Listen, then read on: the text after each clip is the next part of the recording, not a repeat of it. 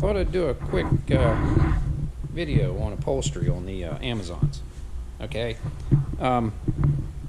when you're putting the foams on, these are all from VP. If you're putting headrests on these cars, before you put the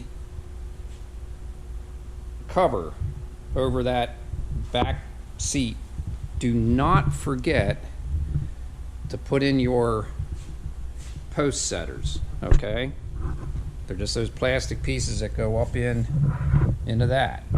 So make sure you get that in your foam first, and also put your rods in and hold them, because if you don't, you're going to be taking it back off. I've done enough of these to know better, and I screwed up. So I got to take this one back off, put them in, because there's no way to really put a hole in here accurately.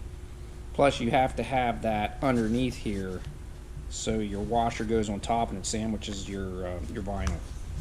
So hey, yeah.